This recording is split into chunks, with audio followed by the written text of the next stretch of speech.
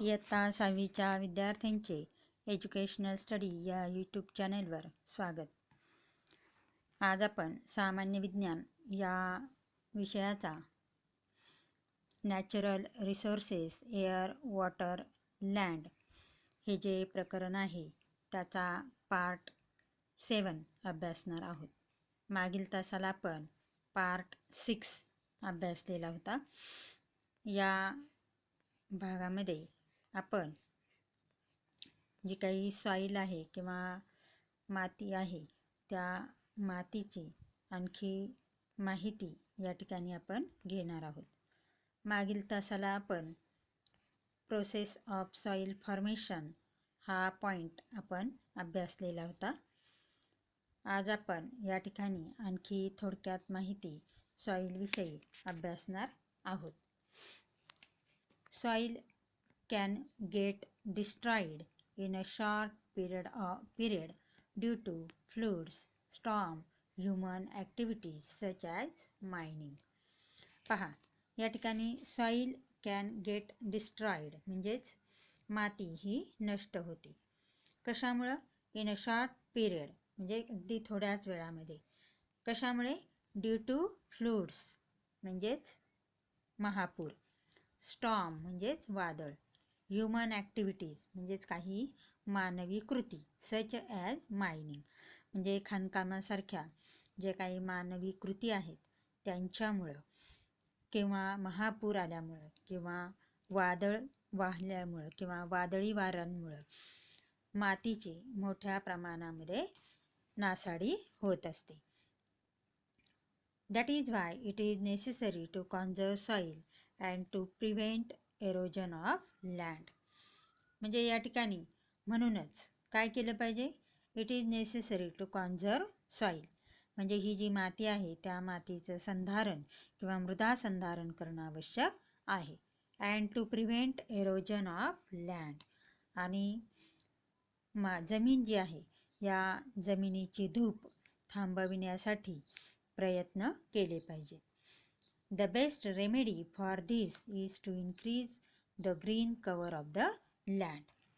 The best remedy म्हणजे सर्वोत्तम उपाय. For this कशासाठी?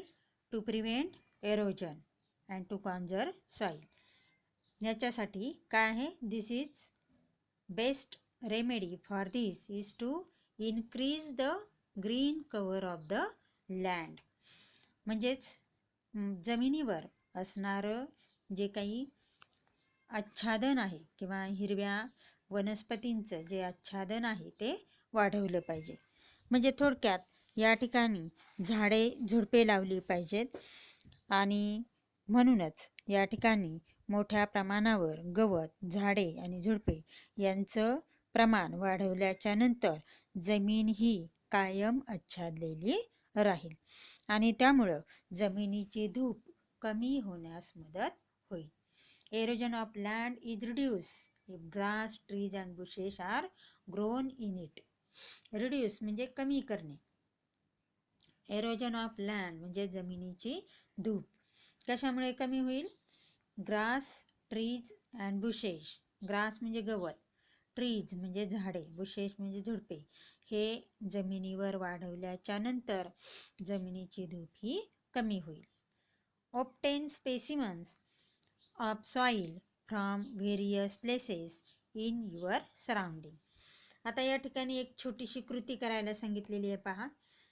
Obtain specimens of soil from various places in your surrounding.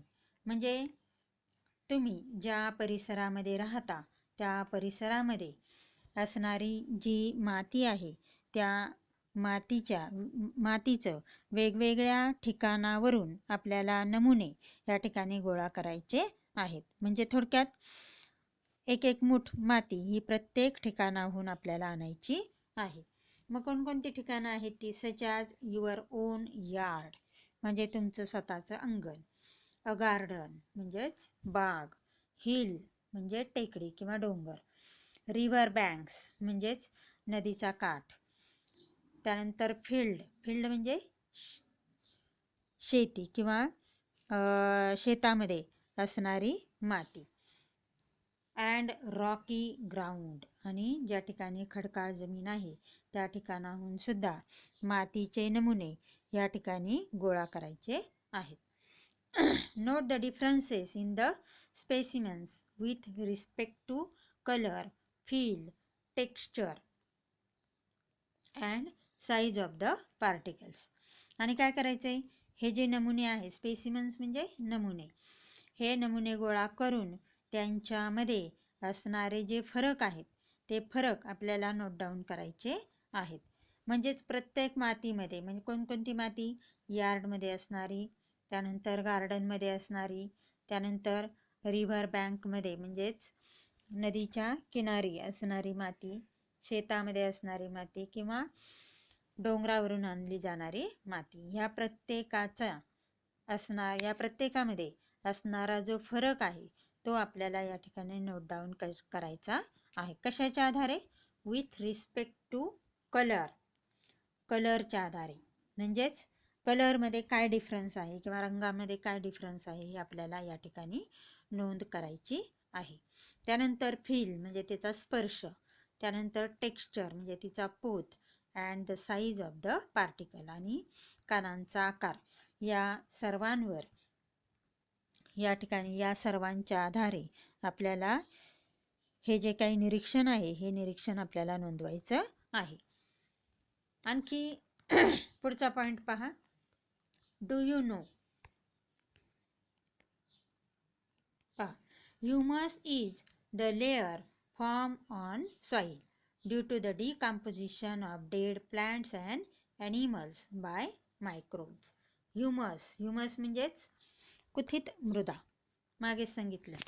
It is the layer form on the soil, आणि हा जो थर आहे हा थर मातीवर तयार झालेला असतो किंवा जमिनीवर तयार झालेला असतो. आणि हा कशामुळे तयार होतो या ठिकाणी पहा. Due to the decomposition, decomposition म्हणजेच विघटन, of dead plants and animals, म्हणजे मृत वनस्पती आणि प्राणी यांचे जे अवशेष आहेत या अवशेषांचं मायक्रो ऑर्गॅनिझम्सकडून किंवा सूक्ष्मजीवांकडून जे विघटन केलं जातं त्यामुळे जी काही मृदा त्या ठिकाणी तयार होते तिलाच कुथित मृदा असं म्हणतात. Humus supplies nutrients to the soil. मग हा जो ह्युमस आहे हा काय करतो? It supplies nutrients to the soil. Nutrients म्हणजे पोषक घटक, टू द सॉइल म्हणजेच मातीला, म्हणजेच हा जो ह्युमस आहे तो मातीला पोषक घटक पुरवण्याचं काम करतो. Humus is also important for aerating the soil. Humus is also important म्हणजे हा जो ह्युमस आहे हा अतिशय महत्त्वाचा आहे. कशासाठी? फॉर एरिएटिंग द सॉइल, म्हणजे जी माती आहे ती माती हवेशीर राहण्यासाठी ह्युमसची आवश्यकता असते. The soil and for holding water in the soil. Holding water, for holding water म्हणजेच पाणी धरून ठेवण्यासाठी. म्हणजेच या ठिकाणी ह्युमस आपल्याला दोन प्रकारांनी महत्त्वाचा असतो. एक म्हणजे तो काय करतो, ही जी माती आहे ती माती हवेशीर ठेवण्याचा प्रयत्न करतो आणि मातीमध्ये पाणी धरून ठेवण्याची क्षमता निर्माण करण्याचं काम करतो. अशा पद्धतीने हा जो ह्युमस आहे तो सॉइलसाठी अत्यंत महत्त्वाचा आहे.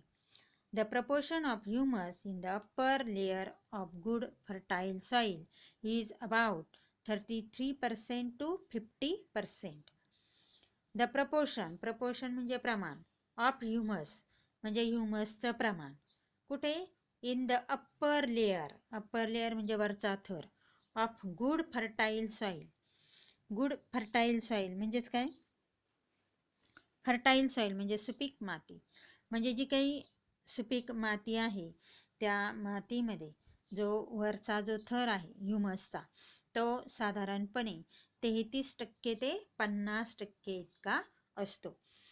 म्हणजेच या पद्धतीने हा जो ह्युमस आहे हा ह्युमस सजीवांच्या म्हणजे थोडक्यात प्लॅंट्सच्या वाढीसाठी अत्यंत महत्त्वाचा असतो, की जो जमिनीला पोषक घटक पुरवण्याचं काम करतो आणि जी माती आहे ती माती सुपीक ठेवण्याचं काम करत असतो.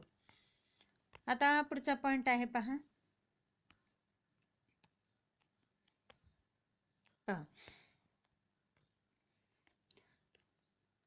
Forest on land got buried underground due to the great upheavals that took place on the earth many ages ago.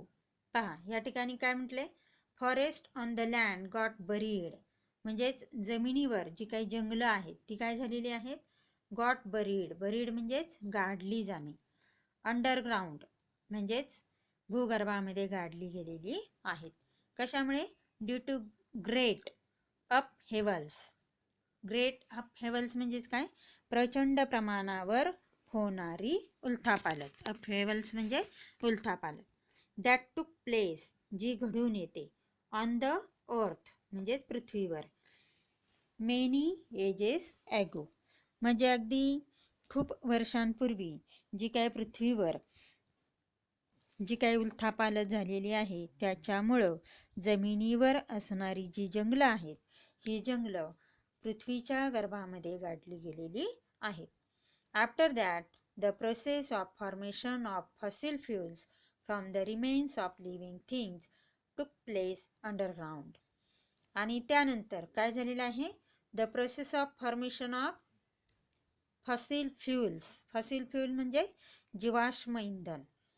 Process of formation of fossil fuel, process म्हणजे प्रक्रिया, ऑफ फॉर्मेशन म्हणजे तयार होण्याची प्रक्रिया, म्हणजे जीवाश्म इंधन तयार होण्याची प्रक्रिया त्यानंतर सुरू झाली. कशापासून, फ्रॉम द रिमेन्स. रिमेन्स म्हणजे उरलेले घटक किंवा अवशेष, ऑफ लिव्हिंग थिंग्स टूक प्लेस अंडरग्राउंड, म्हणजेच पृथ्वीच्या गर्भामध्ये जे काय हालचाली झाल्या त्याच्यानंतर काय झालेलं आहे, जीवाश्म इंधनांची निर्मिती त्या ठिकाणी झालेली आहे. आणि ही जी जीवाश्म इंधनांची निर्मिती आहे ही सजीवांच्या मृत अवशेषांपासून तयार झालेली आहे. We get fuels like petrol, diesel, kerosene, paraffin and other useful materials like tar and wax from the fossil fuels called crude oil. म्हणजे आपल्याला काही इंधनं मिळतात. कोणती इंधनं मिळतात, petrol, diesel, kerosene, paraffin and other useful materials like tar, wax from fossil fuels. म्हणजे crude oil सारखं जे जीवाश्म इंधन आहे ह्याच्यापासून, क्रूड ऑइल म्हणजेच खनिज तेल आणि फॉसिल फ्यूल म्हणजे जीवाश्म इंधन, म्हणजेच खनिज तेल ह्यासारखं जे काही जीवाश्म इंधन आहे त्याच्यापासून आपल्याला काय मिळतं, पेट्रोल, त्यानंतर diesel, kerosene, paraffin and other useful materials आणि काही इतर उपयुक्त पदार्थ. कशासारखे, टार आणि वॅक्स सारखे. हे जे आहेत हे आपल्याला क्रूड ऑइलपासून मिळत असतात. Living things use land, water and air. पहा, लिव्हिंग थिंग्स, जे काही लिव्हिंग थिंग्स आहेत किंवा सजीव आहेत, use land, water and air, म्हणजे हे सजीव काय करतात, जमिनीचा किंवा मातीचा वापर करतात, त्यानंतर पाण्याचा वापर करतात आणि एअर म्हणजे हवेचा वापर करतात. अवेलेबल ऑन अर्थ म्हणजे पृथ्वीवर अस्तित्वात असणारं जे काही पाणी आहे किंवा जे काही, पहा या ठिकाणी हे जे काही लिव्हिंग थिंग्स आहेत हे लिव्हिंग थिंग्स आपल्याला use land, water, air available on earth and so does man. म्हणजे पृथ्वीवर जमीन, पाणी आणि हवा यांचा वापर सजीव हे करत असतात आणि तसंच मानवसुद्धा या गोष्टींचा वापर करत असतो. हाऊएव्हर the portions of these resources that are actually put to use are very small as compared to the whole earth. आणि तरीसुद्धा या पृथ्वी तलावर असणारं संसाधनांचं प्रमाण हे अतिशय कमी आहे. However, the portions of these resources that are actually put to use are very small. म्हणजे प्रत्यक्ष जी काही संसाधनं वापरली जातात, या संसाधनं जी वापरली जातात त्यांचं प्रमाण हे अतिशय कमी आहे. म्हणजे संपूर्ण पृथ्वीचा जर विचार केला तर त्याच्यावर असणारं उपलब्ध वस्तू आहेत त्यांच्या उपलब्धतेपेक्षाही त्या गोष्टींचा वापर हा अतिशय कमी प्रमाणामध्ये आहे. आता या ठिकाणी तक्ता जर आपण पाहिला तर संपूर्ण पृथ्वीच्या 29% म्हणजेच किती 29% हे काय आहे, लँड आहे, म्हणजे जमीन आहे. त्यानंतर पोटेबल वॉटर म्हणजे पिण्याचं पाणी किंवा फ्रेश वॉटर, त्याला गोड पाणी असंही आपण म्हणतो, ही किती आहे, फक्त 0.3%. त्यानंतर ऑक्सिजन हा किती आहे, 21%. म्हणजे अशा पद्धतीनं हे जे प्रमाण आहे हे प्रमाण अतिशय कमी आहे. आणि तरी असे असून सुद्धा हे जे घटक आहेत यांची कमतरता आपल्याला पडत नाही. Even in these small proportions, the resources shown in the above table are sufficient for all living things. म्हणजे सर्व सजीवांसाठी हे जे काही प्रमाण आहे हे जरी कमी असलं तरी सुद्धा ते पुरेसं आहे. म्हणजेच आपल्याला दिसताक्षणी आपल्याला या ठिकाणी हे प्रमाण अतिशय कमी प्रमाणामध्ये दिसत आहे, परंतु तरी सुद्धा हे सजीवांसाठी पुरेसं आहे. Only it is very necessary for man to control his greed. फक्त काय केलं पाहिजे, इट इज व्हेरी नेसेसरी, हे खूप गरजेचे आहे. काय, for man to control his greed. Greed म्हणजेच हाव किंवा हव्यास, म्हणजेच मानवाने स्वतःचा जो हव्यास आहे त्याच्यावर नियंत्रण ठेवणं महत्त्वाचं आहे किंवा आवश्यक आहे. In other words, he must use these resources judiciously. म्हणजे थोडक्यात दुसऱ्या शब्दांमध्ये सांगायचं म्हटलं तर त्या मानवाने काय केलं पाहिजे, he must use these resources, म्हणजे ही जी संसाधनं आहेत, रिसोर्सेस म्हणजे संसाधनं, ही वापरली पाहिजेत. ज्युडिशियसली, ज्युडिशियसली म्हणजेच काटकसरीने म्हणजे किंवा तारतम्याने याचा वापर केला गेला पाहिजे. with the awareness that they are meant for all other living things and not just for mankind. म्हणजे काय जाणीव ठेवली पाहिजे, they are meant for all other living things. म्हणजे ही जी काही जमीन आहे किंवा हवा आहे किंवा पाणी आहे हे सर्व सजीवांसाठी आवश्यक आहे, हे फक्त आपल्यासाठी नाही याची जाणीव मानवाने करणं आवश्यक आहे. आता पुढचा पॉईंट आहे पहा, इन्स्टिट्यूट्स ॲट वर्क. म्हणजेच या ठिकाणी संस्थांचं कार्य किंवा संस्था कशा पद्धतीने या उपक्रमामध्ये सहभागी असतात. India meteorological department IMD was established in 1875 for studying the weather in the Indian subcontinent. म्हणजेच या पद्धतीने आपण हे जे संस्थांचं कार्य आहे हे संस्थांचं कार्य या ठिकाणी आपल्याला थोड्या प्रमाणामध्ये त्याची थोडक्यात माहिती घ्यायची आहे. इंडिया मेट्रोलॉजिकल डिपार्टमेंट, डिपार्टमेंट म्हणजेच विभाग. मग कोणता विभाग, इंडिया, इंडिया म्हणजे भारतीय किंवा इंडियन म्हणजेच भारतीय, म्हणजेच भारतीय हवामान संस्था. वॉज एस्टॅब्लिश, एस्टॅब्लिश म्हणजे स्थापन करणे.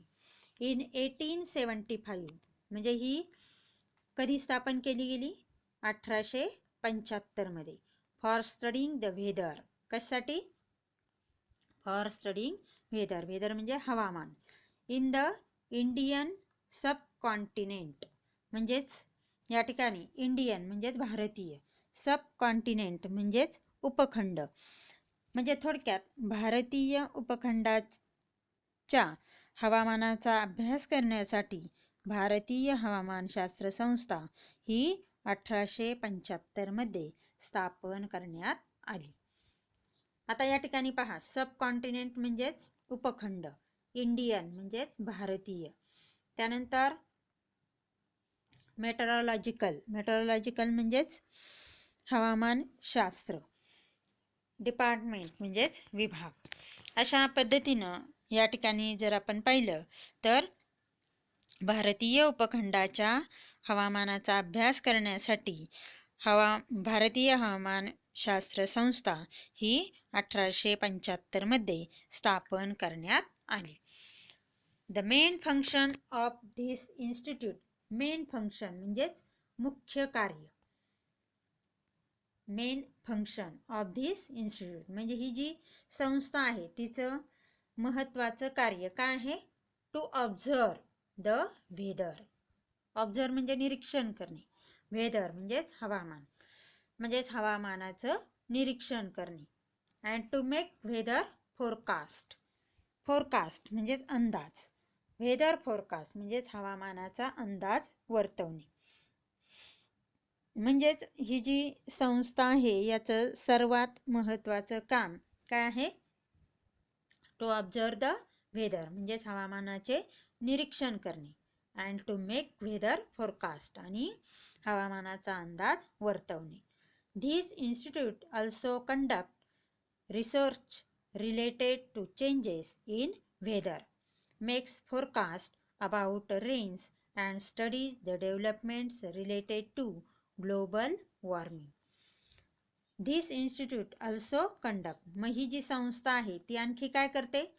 It also conduct research. ही जी संस्था आहे ही संस्था आणखी काही प्रमाणामध्ये जसं हवामानाचं निरीक्षण करणे किंवा हवामानाविषयक अंदाज वर्तवणे याशिवाय हवामान बदलांविषयीचे संशोधन करण्याचं काम करत असते. रिसर्च म्हणजे संशोधन. रिलेटेड टू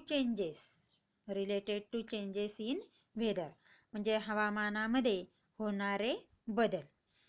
मग त्या बदलांशी संबंधित संशोधन करण्याचं काम या ठिकाणी ही संस्था करत असते. आणखी काय करते? Makes forecast about rains. आणखी अंदाज वर्तवते कशाविषयी? रेनविषयी म्हणजेच पावसाविषयी. म्हणजे पाऊस कधी पडेल, किती पडेल, कोणत्या भागामध्ये पडेल याविषयी माहिती देण्याचं काम ही इन्स्टिट्यूट करत असते. And studies the developments related to global warming आणि अभ्यास करते कशाचा? डेव्हलपमेंट म्हणजेच विकास. Related to global warming. Global warming म्हणजे जागतिक तापमान वाढ.